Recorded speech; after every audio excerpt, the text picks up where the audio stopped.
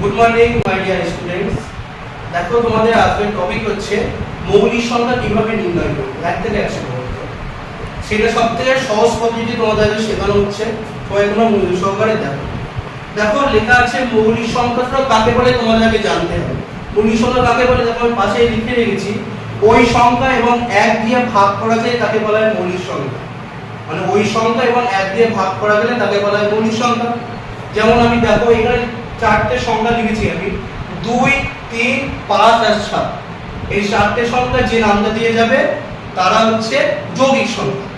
দেখো তাহলে এখানে খেয়াল করি 2 এর নামটা 2 দুগুণ 4 3 দুগুণ সরি লিখে দেবে 3 দুগুণ 6 4 দুগুণ 8 5 দুগুণ 10 6 দুগুণ 12 এভাবে কাটবে 2 এর নাম দিয়ে 14 16 18 20 22 24 26 28 30 32 34 36 38 40 42 44 46 48 50। এবার দেখো এখানে একটা সংখ্যা আছে 1 1 হচ্ছে মৌলিক সংখ্যাও নয় যৌগিক সংখ্যা নয়। তোমাদের পরীক্ষায় কোশ্চেন থাকতে পারে 1 কি মৌলিক কি যৌগিক সংখ্যা না 1 মৌলিক সংখ্যা নয় যৌগিক সংখ্যাও নয়। তাহলে কি 1 হচ্ছে গুণফল ও ভাগফল, মানে প্রত্যেকের গুণফল ও ভাগফল হচ্ছে 1 মৌলিক সংখ্যা নয় যৌগিক সংখ্যা নয়। এবার দেখো তাহলে আমার 2 এর নাম দিয়ে হয়ে গেল। এবার 3 এর নাম দিয়ে দেখি 3টা আমি কিন্তু কাটবো না, যেহেতু এই 4টে লিখেছি 4টে আমি কাটবো না। 3 এর নাম দিয়ে যদি আমি দেখি 3 দুগুণ 6 অলরেডি কাটলাম, 3 দিকে 9 3 এর 4 12 কাটলাম, 3 এর বাছা 15 3 6 18 কাটলাম, 3 7 21 তারপরে 4 7 28 24 কাটলাম সরি, তারপরে 3 9 27 কাটলাম, 3 10 30।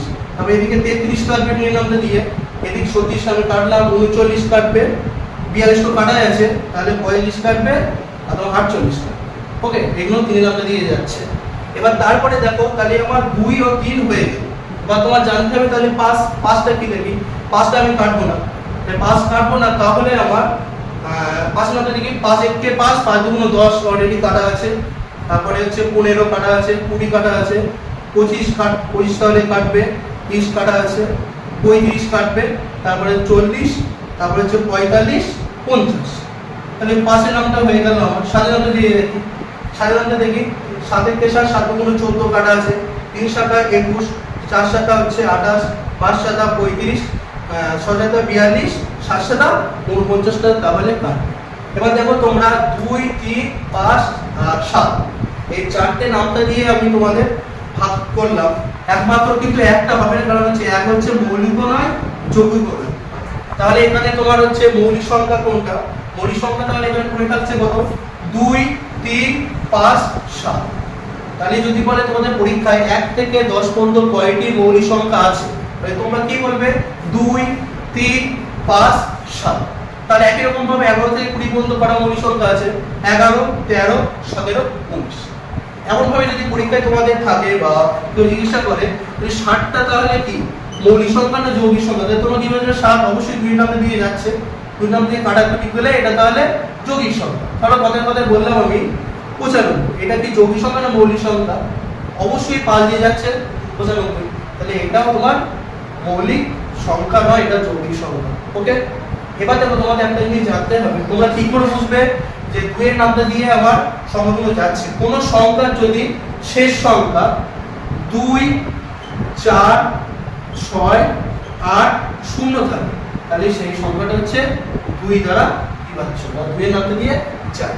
একই রকম 3 এর নামটা দিয়ে আমরা কি করে বুঝবো 3 এর নামটা দিয়ে যে কোন কাটাকুটি যাচ্ছে। কোন সংখ্যা দেখবে তোমরা যোগ করলে যদি যোগ করা যদি 3 নামটা দিয়ে যায়, কথার কথা আমি তোমাদের বললাম হচ্ছে 15। তাহলে দেখো 1 আর 5 যোগ করলে কত হচ্ছে বলো তো 6। তো 6টা কোন নামটা দিয়ে যাচ্ছে 3 এর নামটা দিয়ে, তাই এটা 3 দ্বারা বিভাজ্য। আর আরেকটা বললাম 45 5 যোগ 4 যোগ 5 তাহলে কত হচ্ছে এটা 9, এটা 3 এর নামটা দিয়ে যাচ্ছে। তাহলে তোমরা বোঝা গিয়েছে যে 2 এর নামটা দিয়ে তুমি পুরো যাবে। শেষ সংখ্যা যদি 2 4 6 8 0 থাকে তাহলে এটা 2 এর নামটা দিয়ে কাটাকুটি করা যাবে। আর কোন সংখ্যা যদি ধরো 15 1 যোগ 5 যোগ করলে যদি এটা 3 এর নামটা দিয়ে যায় তাহলে সেটা হচ্ছে 3 এর নামটা দিয়ে যাবে। আর একটা জিনিস দেখো তোমাদের পাশের নামটা যাবে তোমরা কি করে বুঝবে? কোনো সংখ্যা শেষে যদি 0 আর 5 থাকে তাহলে সেটা 5 দ্বারা বিভাজ্য। ওকে, তাহলে তোমরা বোঝা গিয়েছে। তাহলে তোমরা বাড়িতে তোমাদের কাজ থাকবে যে তোমাদের 50 থেকে 100 পর্যন্ত মৌলিক সংখ্যাগুলো